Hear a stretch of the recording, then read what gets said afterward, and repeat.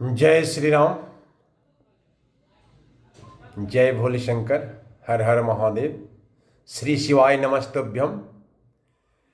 ने इस कथा की रचना क्यों की? आखिर ने शिव जी ने इस कथा की रचना क्यों की? तो इसका सीधा आंसर है कि उन्होंने जन कल्याण के लिए, लोगों के कल्याण के लिए, लोगों के दुख को हरने के लिए, कलिकाल के पाप को कैसे समाप्त किया जाए, लोगों के बीच किस तरह संजीवनी बूटी के रूप में यह कथा लोगों के लिए अमृतमयी होगी, इसलिए शिव जी ने कथा की रचना की और पुनः उन्होंने पार्वती को सुनाया। और फिर काकभूषणी को उन्होंने दिया इस अमृत को, और काकभूषणी के माध्यम से याज्ञवल्क्य ऋषि ने पाया और याज्ञवल्क्य ऋषि ने मुनिश्रेष्ठ भरद्वाज जी को सुनाया। और इस प्रकार ये कथा जो है तुलसीदास के द्वारा हम लोगों को प्राप्त हुई। और यह कथा की गंगा जहां जहां बहती है वहां जो है उस धरती को, उस क्षेत्र को, उस लोगों को पावन कर जाती है। तो देर नहीं करते हुए इसका हिंदी में थोड़ा सा हम जो इसके संबंध में हम लोग बात कर चुके हैं, लेकिन इसका हिंदी में बहुत लोगों को बड़ा अच्छा लगता है, लोग पसंद कर रहे हैं। तो मुनि याज्ञवल्क्य जी ने जो सुहावनी कथा मुनिश्रेष्ठ भरद्वाज जी को सुनाई थी, उसी संवाद को मैं बखान कर कहूंगा। तुलसीदास जी कहते हैं कि जिस कथा को याज्ञवल्क्य जी ने, इस सुहावनी कथा को मुनिश्रेष्ठ भरद्वाज जी को सुनाई थी, उसी संवाद को मैं बखान कर कहूंगा। सब सज्जन सुख का अनुभव करते हुए इसे सुने। सभी सज्जनों से अपील है कि आप सुने। जिस कथा को भरद्वाज मुनि ने याज्ञवल्क्य जी से सुना था, उसी कथा को मैं बखान कर, व्याख्या कर बात कहूंगा। शिव जी ने सबसे पहले सुहावने चरित्र को रचा था। सबसे पहले क्वेश्चन उठता है कि किसने रचा था, तो मैंने कहा कि ये शिव जी ने रचा था। अब जानते ही हैं कि शिव जी ने पहले सुहावनी चरित्र को रचा, फिर कृपा करके पार्वती जी को सुना दिया। उन्होंने क्यों सुनाया पार्वती जी को? जन कल्याण के लिए, आम लोगों के कल्याण के लिए। और पार्वती मैया ने सुनना चाहा। वो श्रोता जो है दुनिया की सबसे अच्छी श्रोता बनी। उन्होंने सुनना चाहा इस पुनीत कथा को। तो वही चरित्र शिव जी ने काकभूषणी को राम भक्त और अधिकारी जानकर कहा। फिर शिव जी ने काकभूषणी को यह कथा सुनाई। देखिए, काकभूषणी एक ऐसे भक्त हैं, परम भक्त हैं भगवान का, जिसके यहाँ 24 घंटा 24 आवर्स इंटू 7 कथा चलती रहती है, राम कथा। अब जब भी जाएंगे नीलगिरी के पर्वत में कथा चलती रहती है। उन काकभूषणी जी से फिर याज्ञवल्क्य जी ने पाया। याज्ञवल्क्य जी ने कहां से पाया? तो सवाल होता है कि काकभूषणी ने कहां पाया? तो काकभूषणी ने शिव जी से पाया। और याज्ञवल्क्य जी ने कहां से पाया? तो याज्ञवल्क्य जी ने काकभूषणी जी से पाया। और फिर उन्होंने भरद्वाज जी को गाकर सुना दिया, क्योंकि भरद्वाज जी जानते थे कथा को, लेकिन भरद्वाज जी इस अमृत को पान करना चाहते थे याज्ञवल्क्य जी के द्वारा। तो वह याज्ञवल्क्य जी का क्या किया? उन्होंने पूरा सम्मान किया, पैर पखारा, आसन, दिव्य आसन दिया और कहा कि मुनिश्रेष्ठ, ये राम कौन है? इस बारे में हमको जानकारी नहीं है, थोड़ा सी जानकारी दीजिए। जो दशरथ नंदन राम वही राम है कि वो कोई राम है? मतलब एक राम के गुण को जानना चाहते थे मुनिश्रेष्ठ। देखिए, जबकि वे दोनों वक्ता और श्रोता, यानी याज्ञवल्क्य जी वक्ता है और श्रोता भरद्वाज जी समान सिर वाले और समदर्शी हैं, श्री हरि की लीला को जानते हैं, दोनों इक्वल हैं। लेकिन उनकी इच्छा हुई सुनने की। वे अपने ज्ञान से तीनों कालों की बातों को हथेली पर रखे हुए आंवले के समान जानते हैं, ये दोनों ऋषि। और जो भी सुजान हरिभक्त है, वे इस चरित्र को नाना प्रकार से कहते, सुनते और समझते हैं। जो सुजान है, हरिभक्त है, इस कथा को विभिन्न प्रकार से कहते हैं, सुनते हैं, समझते हैं। जहां भी मौका मिलता है वो चुकते नहीं है। कहीं अगर राम कथा होती है तो वहां पहुंच जाते हैं। फिर वही कथा मैंने बराह क्षेत्र में अपने गुरुजी से सुनी। तुलसीदास जी कहते हैं कि वही कथा मैंने बराह क्षेत्र में अपने गुरुजी से सुनी, परंतु उस समय में लड़कपन के कारण बेसमझ था। उसमें मैं छोटा था, मुझे उतनी कथा समझ में नहीं आई। इससे उसको इस प्रकार समझा नहीं, मैंने जिस प्रकार समझना चाहिए था वैसा नहीं समझ सका। लड़कपन में सुना था लेकिन समझ नहीं सका। श्री राम जी की गुण कथा के वक्ता और श्रोता दोनों ज्ञान के खजाने होते हैं। तुलसीदास जी कहते हैं कि देखिए, जो भी वक्ता होते हैं राम कथा के और श्रोता होते हैं, दोनों ज्ञान के खजाने होते हैं, जिनके पास प्रकांड ज्ञान होता है, बहुत अधिक ज्ञान होता है। मैं कलयुग के पापों से ग्रासा हुआ महामूढ़ जड़ जीव भला उसको कैसे समझ सकता था, बताइए। मैं तो अगर समझ भी जाता, लेकिन चूंकि मैं कलयुग के पापों से ग्रसा हुआ था, मैं कलयुग के समुद्र रूपी पाप में मैं डूबा हुआ था, कैसे समझ में आता हमको। तो भी गुरुजी ने बार बार कथा कही, तब बुद्धि के अनुसार कुछ समझ में आई। तुलसीदास जी कहते हैं, जब बार बार किसी चीज को कहा जाएगा तो समझ में आ जाएगा। तो जितनी मेरी बुद्धि थी, गुरुजी के बार बार कहने से मुझे समझ में आई। वही अब मेरे द्वारा रची जाएगी, जिससे मेरे मन को संतोष हो।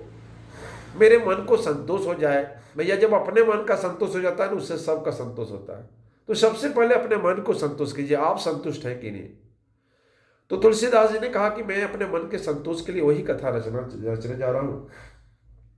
जैसा कुछ मुझ में बुद्धि और विवेक का बल है, मैं हृदय में हरि की प्रेरणा से उसी के अनुसार कहूंगा। कहता भगवान की प्रेरणा हृदय में रख के, भगवान को हृदय में बसाकर उनकी प्रेरणा से मैं वही चीज कहूंगा। मैं अपने संदेह, अज्ञान और भ्रम को हरने वाले कथा रचता हूं। ये कथा की क्या विशेषता है? आप में अगर संदेह है, आप में अगर अज्ञान है, आप में अगर भ्रम है, तो ये कथा सारी हर लेगी। जो संसार रूपी नदी के पार करने के लिए नाव है, बोले यह कथा क्या है? जो भवसागर है, जो संसार रूपी नैया है, जो आपका संसार रूपी दोष है, जो पाप है, उसको पार करने के लिए नाव है, उस नदी को। राम कथा पंडितों को विश्राम देने वाली, जो पंडित है उनको विश्राम देने, विश्राम मतलब आराम नहीं होता है, परम शांति, परम सुख देने वाली है। सब मनुष्यों को प्रसन्न करने वाली और कलयुग के पापों का नाश करने वाली। देखिए क्या विशेषता है कि मनुष्यों के जितने पाप हैं, सभी पाप को समाप्त करने वाली और कलयुग के पापों को नाश करने वाली। राम कथा कलयुग के सांप के लिए मोरनी है। बोलता कलयुग का पाप अगर सांप है तो राम कथा मोरनी है, यानी उस सांप को, उस पाप को राम कथा खा जाएगी। विवेक रूपी अग्नि प्रकट करने के लिए अग्नि होती है, अर्थात कथा को ज्ञान प्राप्त होती है। इस कथा से क्या होती है? ज्ञान प्राप्त होती है। राम कथा कलयुग में सब मनोरथों को पूर्ण वाली कामधेनु गो है। देखिए कामधेनु गो क्या करती है? आपको जो भी चाहिए सब कुछ मिलता है। तो उसी भांति ये राम कथा भी आपके सारे मनोरथों को, सारे इच्छाओं को, सारे तमन्नाओं को पूरा करने वाली है। और सज्जनों के लिए सुंदर संजीवनी जड़ी है। जो सज्जन है, जो निर्मल हृदय से, जो छल रहित हृदय से इस कथा को सुनेंगे, उसके लिए संजीवनी जड़ी है। पृथ्वी पर यही अमृत की नदी है। ये कौन सी नदी है? ये अमृत की नदी है। जन्म मरण रूपी भय का नाश करने वाली और भ्रम रूपी मेढकों को खाने के लिए सरबती है। देखिए जन्म मरण का जो भय होता है, जो लोगों को कहा जाता है कि 84 लाख योनियों में जन्म लेना होगा, अगर इस कथा का श्रवण आप दिल लगा के निर्मल मन से संकल्पित होकर सुनेंगे तो आपको जन्म मरण का भय नाश कर देगी कथा। भ्रम रूपी मेढकों को खाने के लिए सर्पिनी है। देखिए जो भ्रम है आपके पास, जो संशय है, उस भ्रम को खाने के लिए क्या है? अगर वो मेढक को संज्ञा दिया जाए उस भ्रम को, तो वो सर्पिनी है। यह राम को था असुरों के सेना के समान नरकों को नाश करने वाले और साधु रूप देवताओं के कुल के हित करने वाली पार्वती दुर्गा है। ये कथा की संज्ञा किससे दी गई है? असुरों की सेना समान नरकों को नाश करने वाले। यानी इस कथा का श्रवण करेंगे तो आपको नरक की गारंटी है कि नहीं जाना पड़ेगा। और साधु रूप देवताओं का कुल हित करने वाले पार्वती दुर्गा है। जिस प्रकार दुर्गा ने पूरे देवताओं को हित किया था महिषासुर का मर्दन करके, उसी प्रकार यह कथा आपके सारे दुखों को दूर कर देगी। यह संत समाज रूपी क्षीर समुद्र के लिए लक्ष्मी के समान है। देखिए जो संत समाज है, संत समाज रूपी क्षीर समुद्र के लिए यह लक्ष्मी है और संपूर्ण का भार उठाने में अचल पृथ्वी के समान है। यह कथा आपका सारे संकट को मोचन कर लेगी। यमदूतों के मुख पर कालिक लगाने के लिए जगत में जमुना के समान है। यमदूतों के मुख में कालिक लगाने के लिए ये जमुना के समान है और जीवों के मुक्ति देने के लिए मानो काशी है। जिस प्रकार कहा जाता है कि राम नाम के प्रभाव से शिव जी लोगों को जो मंत्र देते हैं, काशी में जो मरता है वो मुक्त हो जाता है। तो ये समझ लो ये कथा भी काशी है। इस कथा के श्रवण से, इस कथा के चिंतन से, इस कथा में आनंद से आप काशी की भांति आप भी मोक्ष पा सकते हैं। यह राम जी को पवित्र तुलसी के समान प्रिय है। श्री राम जी को पवित्र तुलसी जिस तरह प्रिय है, वो कथा भी प्रिय है। और तुलसीदास के लिए हुलसी माता के समान हृदय करने वाली, मतलब जिस प्रकार हुलसी तुलसीदास जी की माँ जिस तरह प्यार करती है तुलसीदास जी को, यह कथा उसी प्रकार तुलसीदास के लिए हितकारी है। यह रामकथा शिव जी को नर्मदा के समान प्यारी और सब सिद्धियों की तथा सुख संपत्ति की राशि है। सभी सिद्धियों और सुख संपत्ति की राशि है यह कथा। सदगुण रूपी देवताओं के उत्पन्न और पालन पोषण करने के लिए यह माता अदिति है। मैंने इस कथा को माता अदिति के समान संज्ञा दी गई है, जो देवताओं को उत्पन्न पालन पोषण करने के लिए काम करती है। श्री रघुनाथ जी की भक्ति और प्रेम की परम सीमा ही सी यह कथा है। इस कथा के माध्यम से आप श्री रघुनाथ जी की भक्ति को पा सकते हैं। तुलसीदास जी कहते हैं कि रामकथा मंदाकिनी नदी है, सुंदर निर्मल चित्रकूट है और सुंदर स्नेह वन है, जिसमें श्री सीताराम जी विहार करते हैं। श्री रामचंद्र जी का चरित्र सुंदर चिंतामणि और संतों की सुबुद्धि रूपी स्त्री का सुंदर श्रृंगार है। श्री रामचंद्र जी के गुण समूह जगत का कल्याण करने वाले, मुक्ति दान धर्म और परम धाम के देने वाले। देखिए ये रामकथा क्या क्या देगी आपको? मुक्ति देगी, धन देगी, धर्म देगी, परम धाम देगी। ज्ञान वैराग्य और योग के लिए सदगुरु है। जिस प्रकार सदगुरु से ज्ञान प्राप्त होता है, वैराग्य प्राप्त होता है, योग प्राप्त होता है, उसी प्रकार यह कथा भी सदगुरु है। और संसार रूपी भयंकर रोग का नाश करने के लिए देवताओं के वैद्य अश्विनी कुमार है। संसार रूपी रोग जो है आपका, माया रूपी रोग जो है, भाव रूपी जो रोग है, ये सारे रोग को ये नाश करने वाली है। अश्विनी कुमार के समान वैद्य है, ये दवाई डॉक्टर है। श्री सीताराम जी के प्रेम उत्पन्न करने के लिए माता पिता है और संपूर्ण व्रत धर्म और नियमों के बीच है। पाप संताप और शोक नाश करने वाले तथा इस लोक परलोक प्रिय पालन करने वाले हैं। विचार रूपी राजा के सुरवीर मंत्री और लोभ रूपी अपार समुद्र के सोखने के लिए अगस्त ऋषि है। मैंने आप में अगर लोभ है, जिस प्रकार अगस्त ऋषि ने समुद्र को सोख लिया था, उसी प्रकार आप में अगर ये लोभ है, इस कथा का श्रवण करते हैं तो आपका लोभ जो है एकदम सूख जाएगा। भक्तों के मन रूपी वन में बसने वाले काम क्रोध कलयुग के पाप रूपी हाथियों के मारने के लिए सीख के बच्चे हैं। आपके पास जो काम है, क्रोध है, लोभ है, मोह है, इसको मारने के लिए ये सीख के बच्चे हैं। शिव जी के पूज्य प्रियतम अतिथि हैं और दरिद्रता रूपी दावानल के बुझाने के लिए कामना पूर्ण करने वाले मेघ है। उस प्रकार जो गरीबी मिटाने के लिए जिस प्रकार सूखा पड़ जाता है, सूखा को समाप्त करने के लिए मेघ सूखा को समाप्त कर सकता है, वैसे ये कथा आपके जीवन में संकट जितने भी आएंगे उसको नाश करने वाली है। विषय रूपी सांप का जहर उतारने के लिए मंत्र महामणि है। बोलता है आपका विषय रूपी जो लोभ मोह पाव ये सारा चीज जो आप में है, जितने दुर्गुण है, ईर्ष्या मद मत्सर है, इसको उतारने के लिए सांप का जहर, ये जो विषय रूपी जहर जो आप में चढ़ गया है पूरा, उसको उतारने के लिए ये क्या है? महामणि है, ये मंत्र है। ये ललाट पर लिखे हुए कठिनता से मिटने वाले बुरे लेखों को मिटा देने वाला। अगर ललाट में आपका लिखा हुआ है कि आपका दुख ही है, लेकिन ये कथा का श्रवण करते हैं, इस कथा का आलिंगन करते हैं, इस कथा में आप अगर अपने आप को तन मन देकर लग जाते हैं तो आपका बलता तकदीर का लिखा हुआ भी मिटा सकता है। अज्ञान रूपी अंधकार के हरण करने के लिए सूर्य के किरणों के समान और सेवक रूपी धान के पालन करने के लिए मेघों के समान है।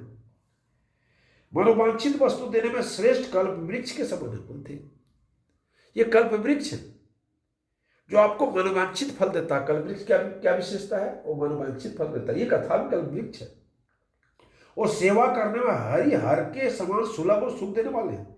सुकवि रूपी शरद ऋतु के मन रूपी आकाश को सुशोभित करने के लिए तारागण के समान और श्री राम जी के भक्तों के लिए जीवन धन ही है। संपूर्ण पुण्यों का फल महान भोगों का समान है। जगत का छल रहित यथार्थ हित करने वाले साधु संतों के समान है। ये कथा जिस प्रकार साधु संत सबका हित करते हैं, वैसे कथा ही सबका हित करती है। सेवकों के मन रूपी मनोसरोवर के लिए हंस के समान है और पवित्र करने में गंगा जी के तरंग मालाओं के समान है। कथा की कितना विशेषताएं कहें, जितना भी कहें कम होगा। श्री राम जी को गुणों के समूह कुमार्ग कुतर्क कुचाल कलयुग के कपट दंभ और पाखंड को जलाने के लिए वैसे ही है जैसे ईंधन के लिए प्रचंड अग्नि। मैंने आप में अगर कुमार्ग पर चल रहे हैं, आप कुतर्क में फंसे हुए, आप कुचाली आप में, कलयुग के कपट दंभ पाखंड, ये सारी कथा जला के राख कर देंगे। रामचरित पूर्णिमा के चंद्रमा की किरणों के समान सभी को सुख देने वाला। जिस प्रकार पूर्णिमा के चंद्रमा की किरणें सबको सुख देते हैं, उसी तरह का राम कथा सबको सुख देती है। परंतु सज्जन रूपी कुमुदनी और चकोर के लिए तो विशेष रूप से राम कथा सबके लिए तो सुहावनी है ही, सबके भला कल्याण के लिए है। लेकिन जो सज्जन है, तो सज्जन के लिए कुमुदनी और चकोर के हित के रूप में विशेष हितकारी है।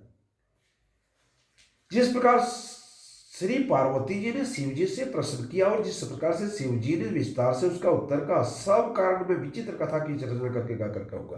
तुलसीदास जी कहते हैं, इस कथा को श्रवण करने के लिए जिस प्रकार पार्वती मैया ने शिव जी से विभिन्न प्रकार के प्रश्न किया, मैं भी उसी प्रकार इस कथा की रचना करूंगा। जिसने यह कथा पहले न सुनी हो वो ऐसे सुनकर आश्चर्य न करे। अगर आपको आश्चर्य नहीं होना चाहिए, अगर आप नहीं जानते इसके बारे में, तो सुनकर आश्चर्य नहीं करें। जो ज्ञानी इस विचित्र कथा को सुनते हुए जानकर आश्चर्य नहीं करते कि संसार में राम कथा की कोई सीमा नहीं है, ज्ञानी लोग कभी आश्चर्य नहीं करते। वो लोग जानते हैं इस कथा की कोई सीमा नहीं, कितना दे सकती है।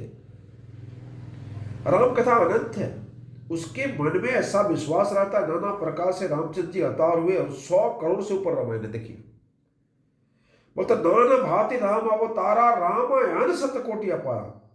रामचंद्र जी अनेक प्रकार से अवतार लिए, भिन्न भिन्न रूप में अवतार लिए। यदा यदा ही धर्मस्य ग्लानिर्भवति भारत अभ्युत्थानागधर्मस्य संभवानि युगे युगे। तो जब भी जरूरत पड़ी है तो अवतार लिए हैं प्रभु खुद। रामचंद्र जी का अवतार हुए और 100 करोड़ से अपार रामायण है। देखिए, हम लोग को लगता है एक रामायण, नहीं भैया, 100 करोड़ से ऊपर रामायण है।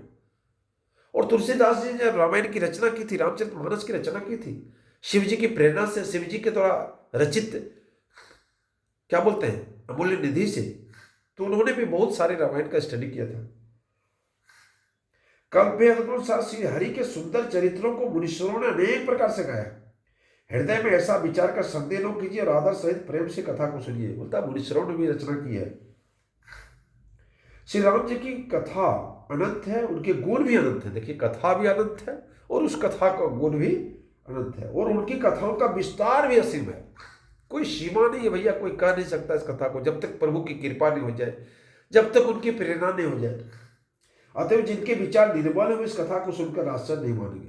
जिनके विचार निर्मल है, जिसका हृदय स्वच्छ है, वो कभी आश्चर्य नहीं मानेंगे, वो जानते हैं इसकी महिमा को। इस प्रकार सब संदेहों को दूर करके और श्री गुरु जी के चरण कमलों की रज को सिर पर धारण करके मैं पुनः हाथ जोड़कर सबकी विनती करता हूं, जिससे कथा की रचना में कोई दोष और स्पर्श न हो। तुलसीदास जी ने सबकी वंदना की है, संत की वंदना की है तो खल की भी वंदना की है, किसी को उन्होंने छोड़ा है। पूरे राम प्रभु के परिवार का, सबका, एक एक मैंने आदमी का, एक एक चीज का उन्होंने सबका आशीर्वाद लिया है। तो इस प्रकार तुलसीदास जी कहना है कि पुनि सब ही बिना ऊकर जोरी, करत कथा जे ही लाग न खोरी। मैं पुनः हाथ जोड़कर सबकी विनती करता हूं, जिससे कथा की रचना में कोई दोष स्पर्श न पावे। नाना भांति राम अवतारा, रामायण सतकोटि अपारा।